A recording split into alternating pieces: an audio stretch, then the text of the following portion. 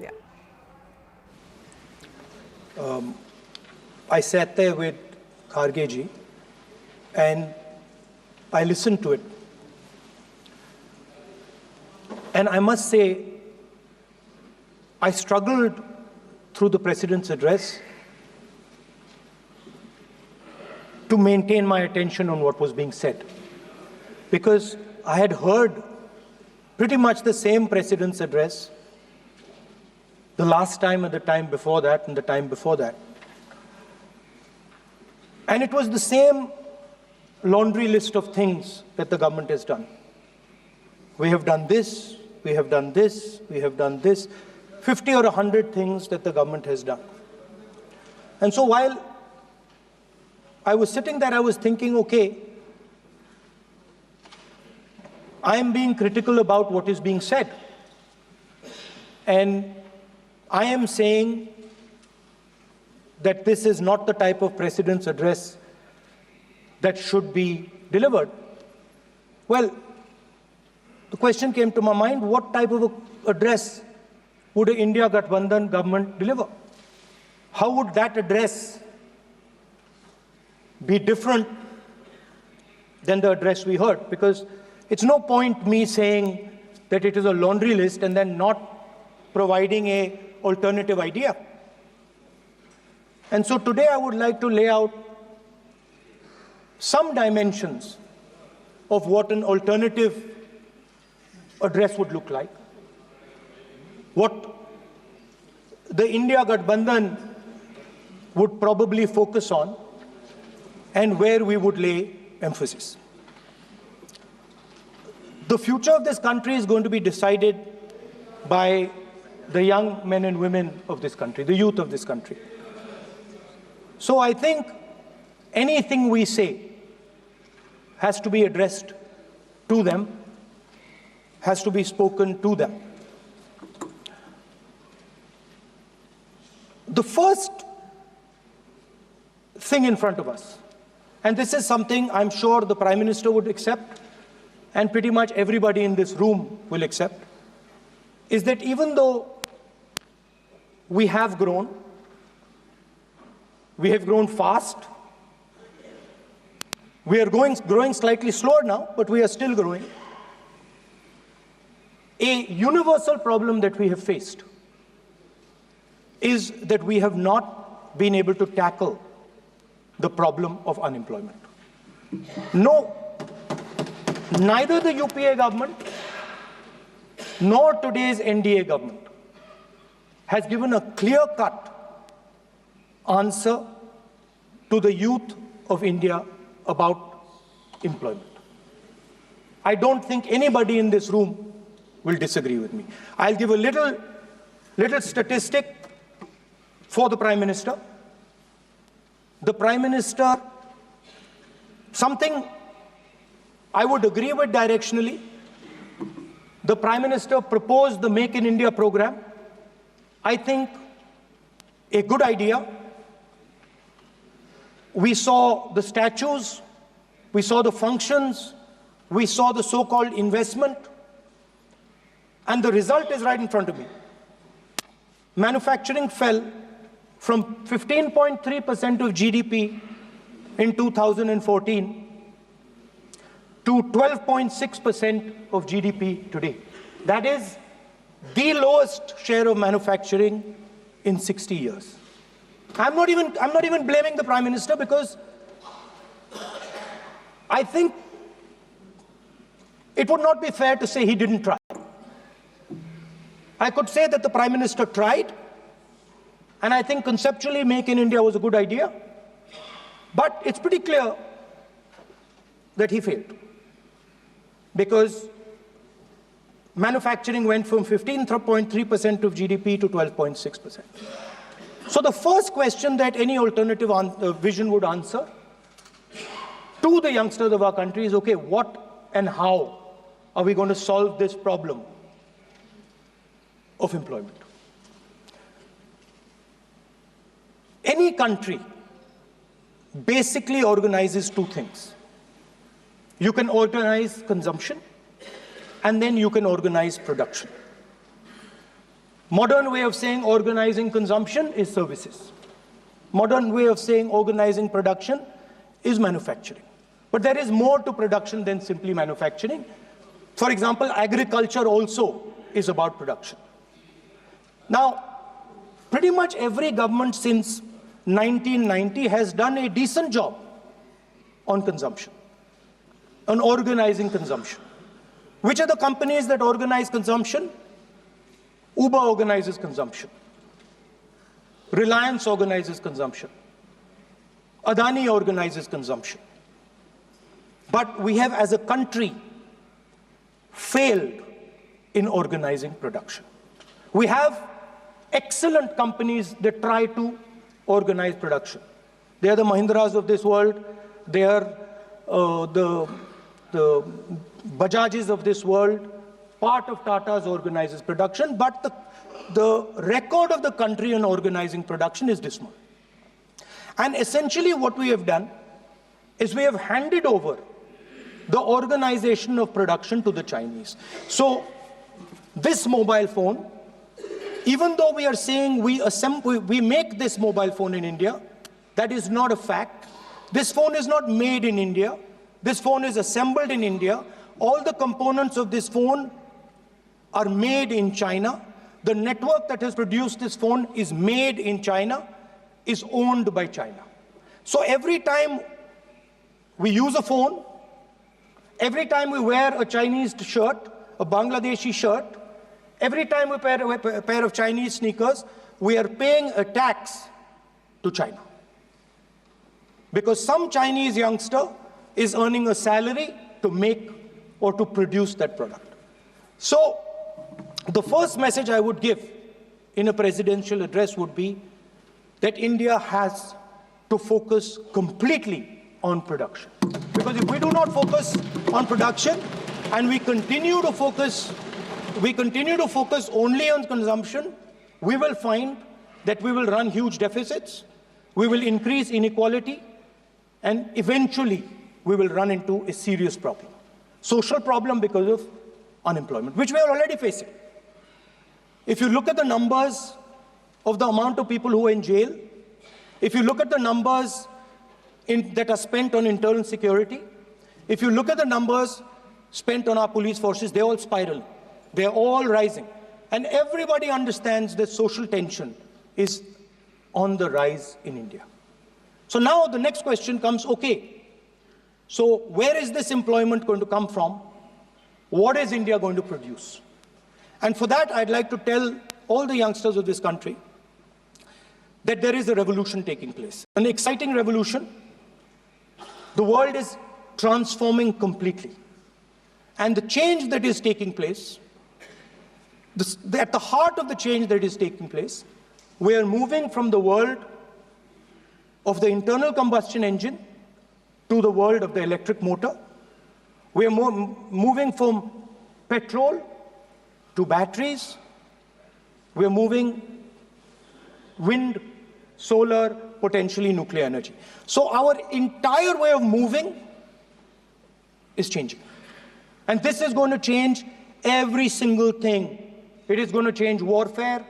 It is going to change medical treatment. It is going to change education. It is going to change how we eat. It is going to change every single thing. Now, the last time there was a revolution called the computer revolution, the government of India had a clear focus.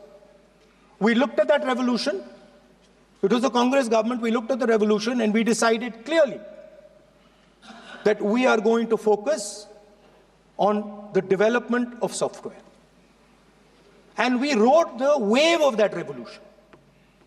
And today you can see the result. I remember people laughing.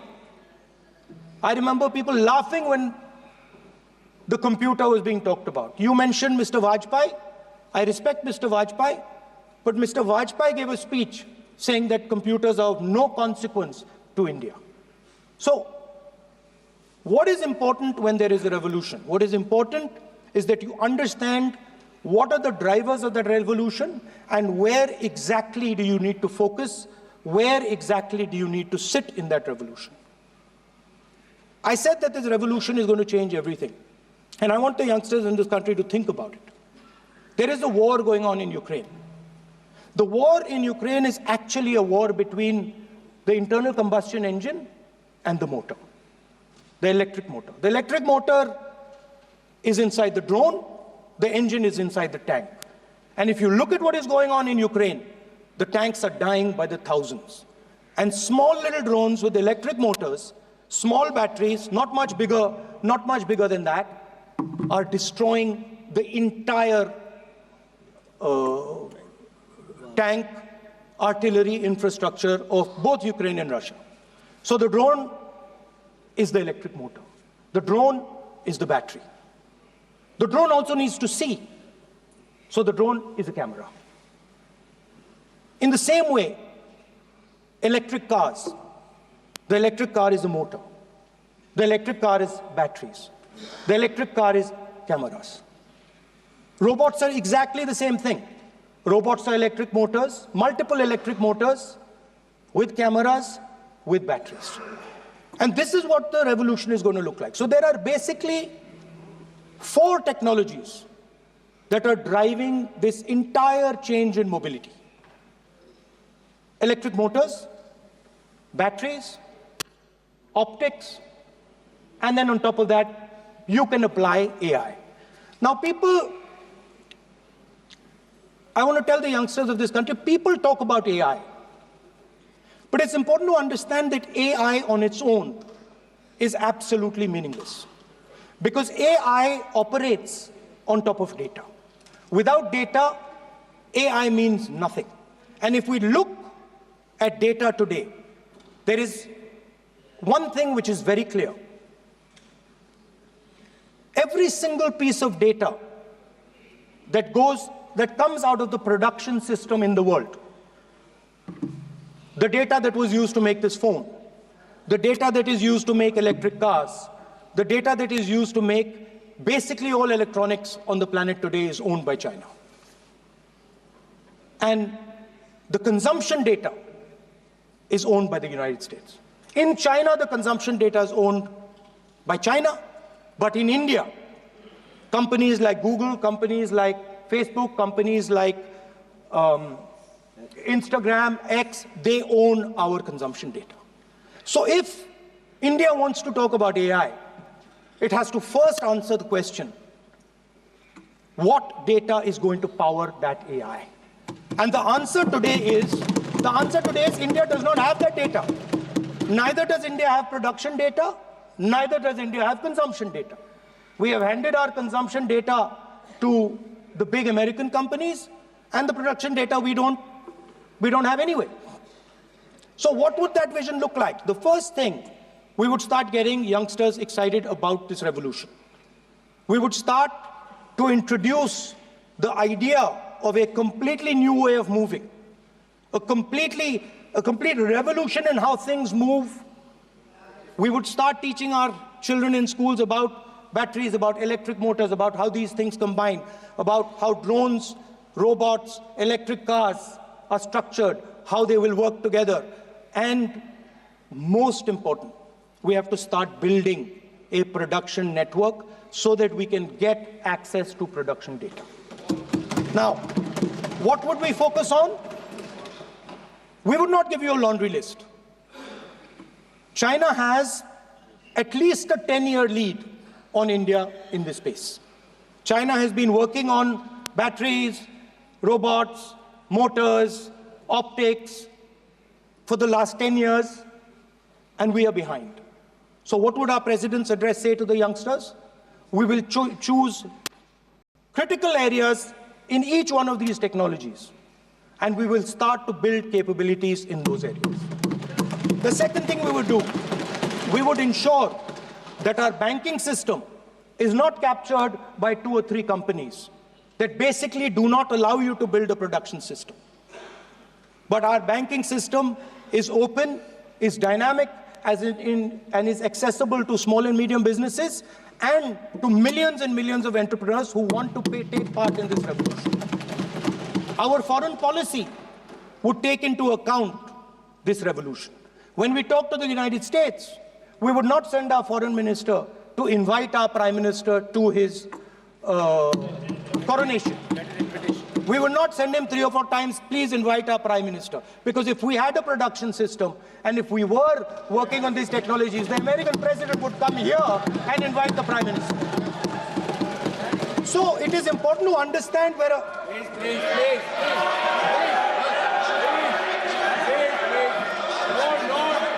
No, foreign policy.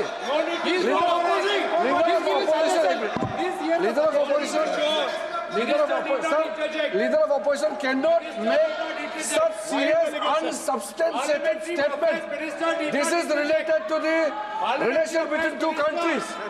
And he is making an unverified statement about invitation of the Prime Minister of our country. It's matter of our dignity.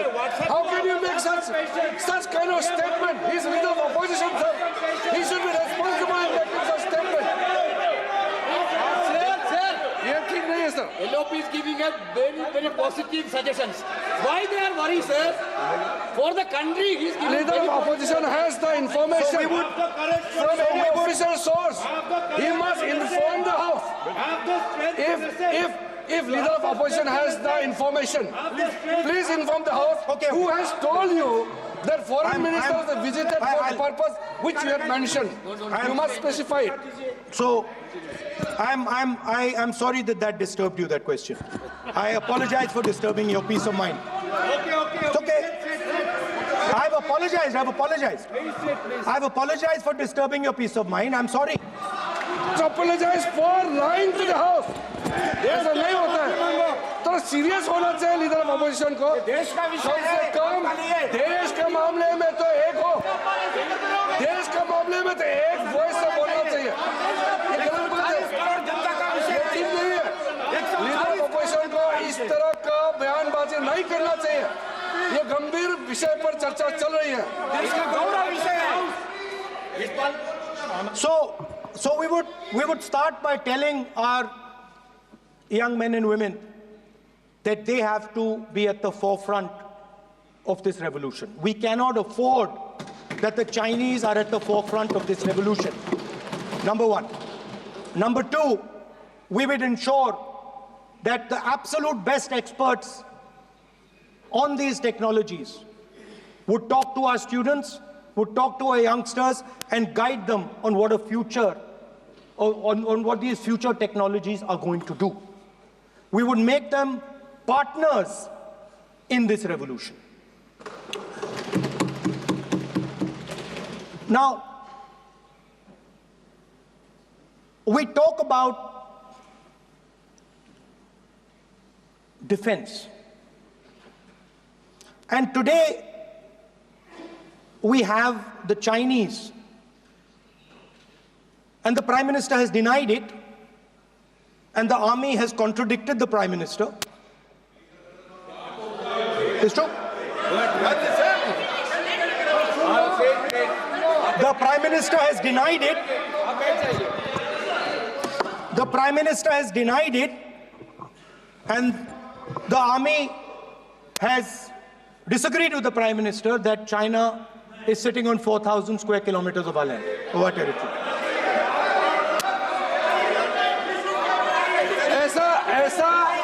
ऐसा इस सदन में अब मन चाहे बात नहीं बोल सकते हैं। ये बिल्कुल ठीक नहीं है सर। ये सीरियस मामला है। आप फॉरेन पॉलिसी पे, बॉर्डर इश्यू पर आप अपना कैसे मजाक बात कर सकते हैं? अपना मन कहानी आप बना के बोल रहे हैं। ये तो बहुत सीरियस मामला है। विदेशी प्रतिपक्ष के नेता जो आप विषय बोल रहे हैं, उसके तथ्यों को सदन के पटल पे रखना आप। पानी। अनुरोध है लीडर ऑफ अपोजिशन बोले, हम लोग शांति से सुनेंगे। ये आपका अधिकार है बोलने का, मगर आप मन चाहे ऐसा सीरियस इशू पे कैसे बोल सकते हैं? ये सीरियस मामला है। आप सदन में बोलते हो, फॉरेन मिनिस्टर का मुश्किल देते हो, सीमा का ऑफिशियल वर्जन से अलग बात करते हैं। ऐसा मत बोलिए, ये देश के लिए ठीक नहीं है। आपको सीरियस होना पड़ेगा लीडर ऑफ अपोजिशन। ये गंभीर मामले को आप ऐसा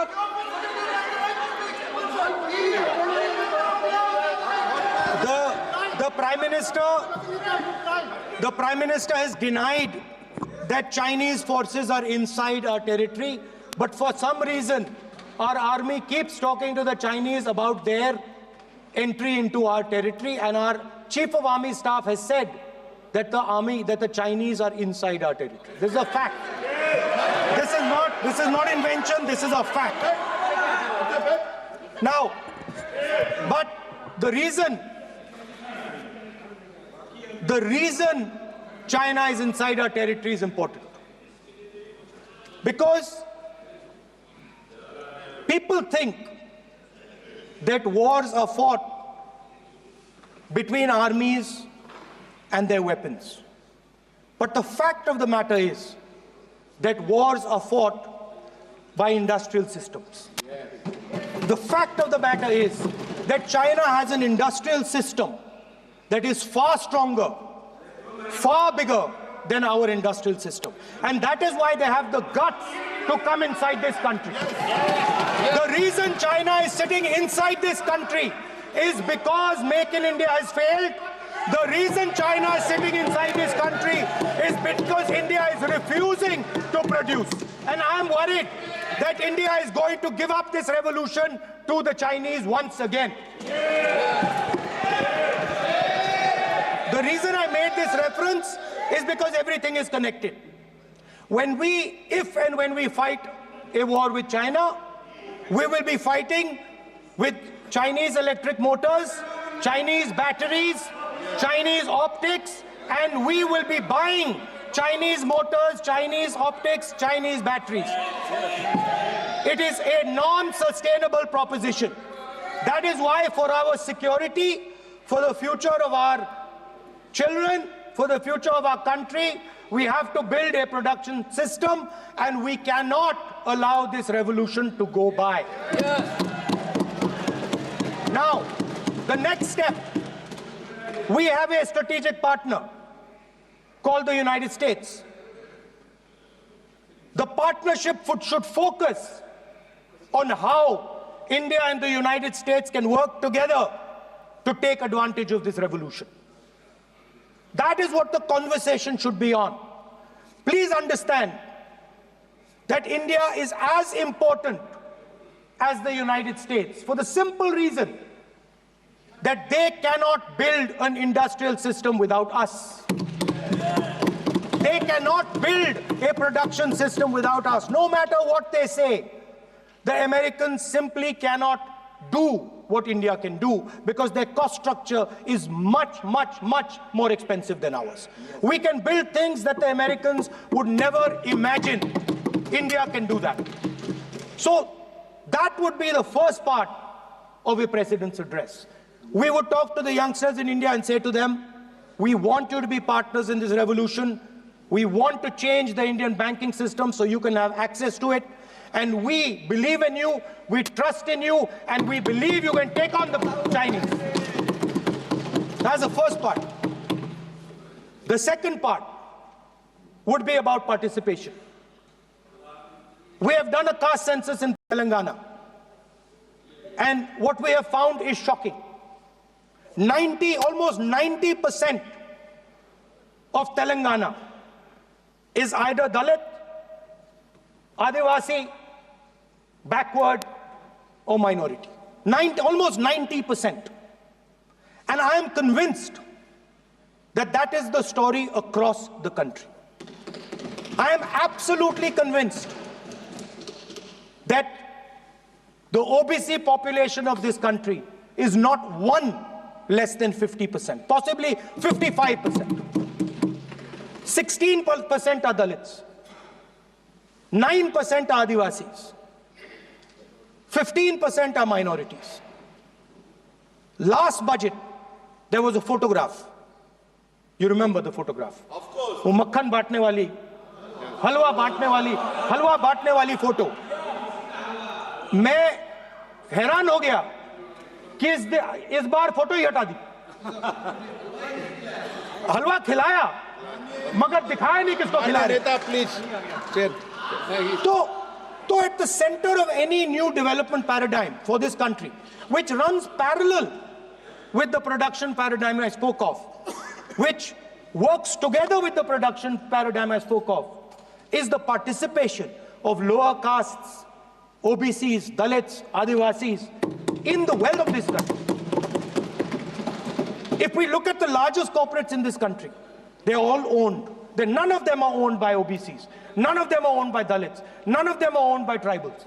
If we look at the biggest media companies that support the Prime Minister, every day we see the Prime Minister's pleasant face, smiling face on these media. None of them are owned by OBCs. None of them are owned by Dalits. None of them are owned by Adivasis. This is the fact. So central to any new development paradigm is the architecture of a new paradigm. And that architecture of the new paradigm can only be built once the caste census is placed on this table. Because once the caste census is placed on the table, we will know exactly how much of this country's wealth, how much of this country's power, how many of this country's institutions are owned by 90% of this country. There are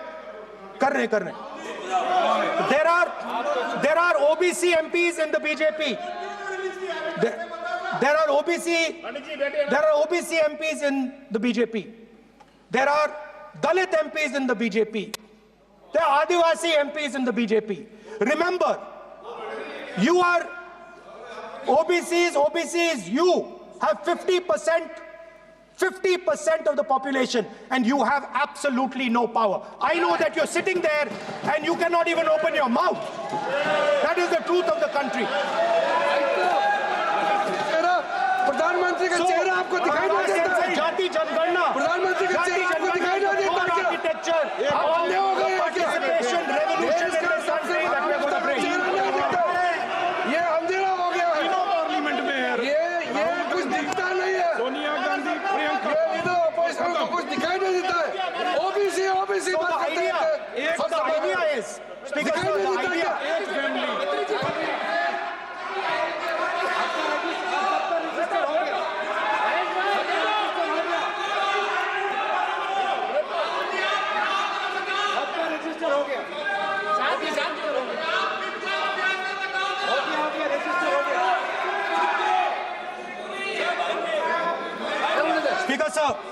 Speaker, sir, so the idea is, on one side, allow India and the Indian youngsters to participate in the coming mobility revolution. Allow them to participate in building robots, in building drones, in building electronic items, in building EVs. And on the other side, running parallel.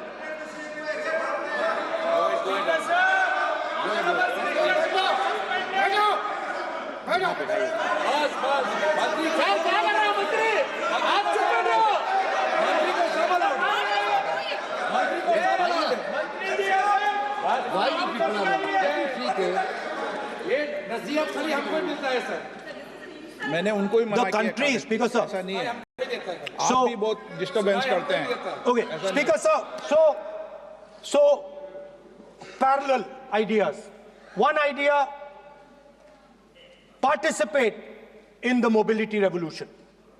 Whether you're thinking of economy, weapons, production, healthcare, India should participate in this revolution. India should become the master of the electric motor, master of the battery, master of optics, and master of AI applied on top of that production system. Now imagine the power of AI when we apply it to the caste census.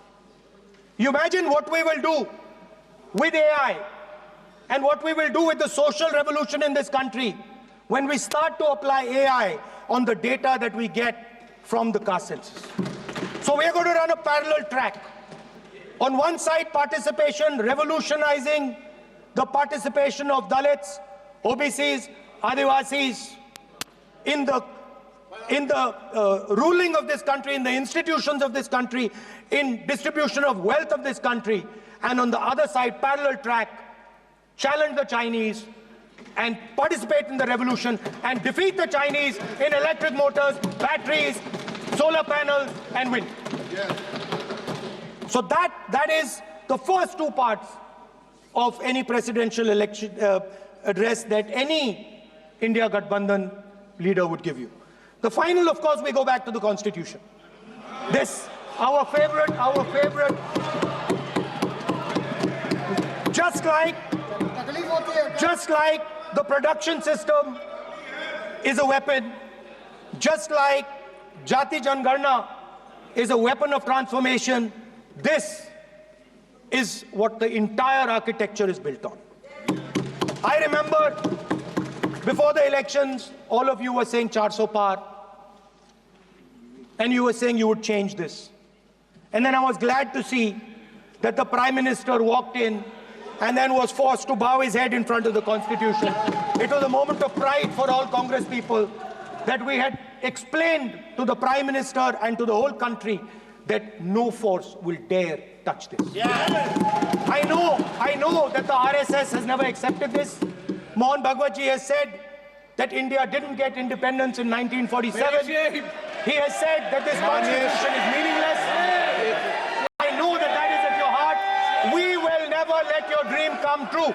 This constitution is going to rule India always. Now, एक minute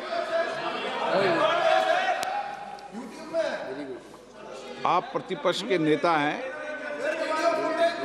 मेरा आपसे आग्रह है कि जो विषय आप रखें वह तथ्यों पर आधार पर रखें, उचित होगा। मैंने आपको पहले भी कहा, और जो सदन के सदस्य नहीं हैं उनकी चर्चा न करें।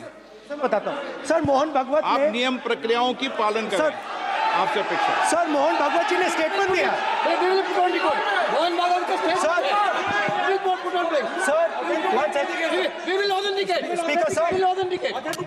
Speaker sir, Mohan Bhagwat ji made a statement saying that India did not receive independence in 1947. It received independence when the Ram Mandir was inaugurated. We will place that on the table. Now, sir, I would like to mention one small thing, but very important thing. Speaker sir, this constitution is supported by this constitution is supported by the vote of our people. Without the secure vote of the Indian people, this constitution means nothing. Now I want to bring to the notice of this House some data, some information about the Maharashtra election. Very simple stuff. Speaker sir, between the Lok Sabha election,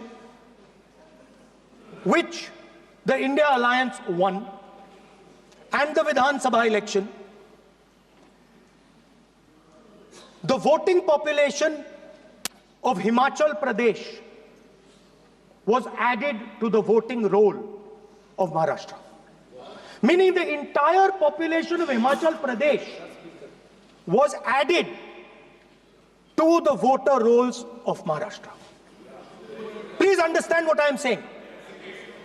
In Lok Sabha, the difference between Lok Sabha and Vidhan Sabha was the population of Himachal. The entire population. What? Almost 70 lakh new voters suddenly arrived between Lok Sabha and Vidhan Sabha. Now, the most interesting part, and the Prime Minister is not looking at me. The most interesting part,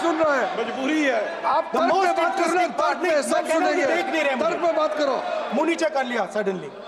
The most interesting part is,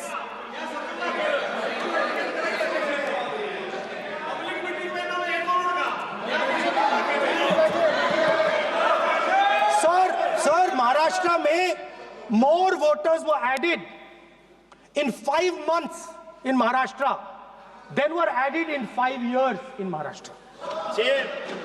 जितने 5 साल में add हुए उससे ज्यादा 5 महीने में add हुए, आखिरी 5 महीने में लोकसभा चुनाव के बाद.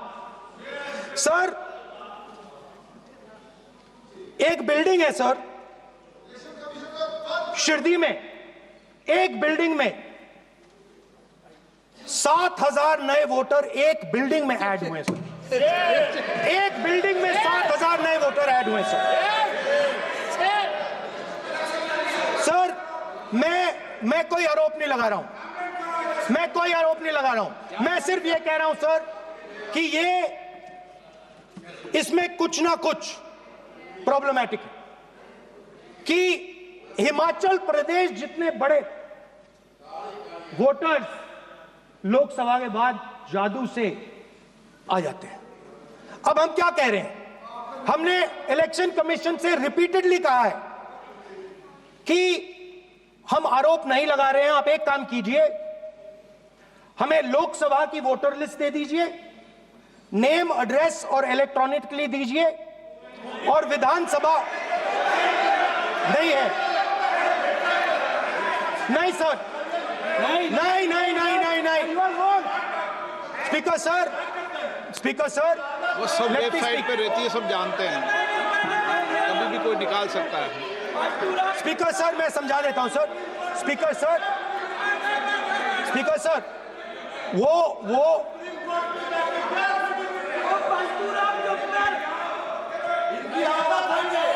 Speaker sir, we have asked, speaker sir,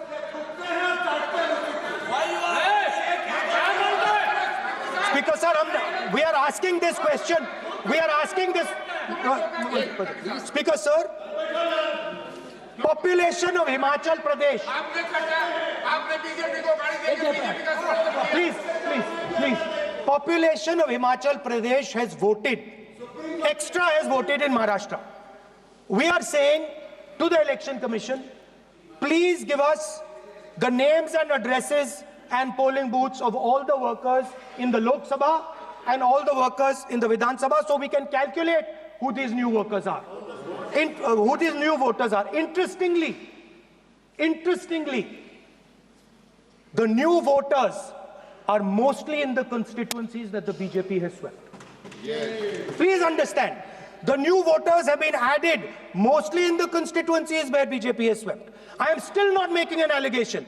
I am saying on the floor of the House that the Election Commission has to give the data of the Maharashtra elections to the Congress Party, to the Shiv Sena and to the NCP, so that we can see exactly where these voters have been added, who has been subtracted, who has been added, where they have been added.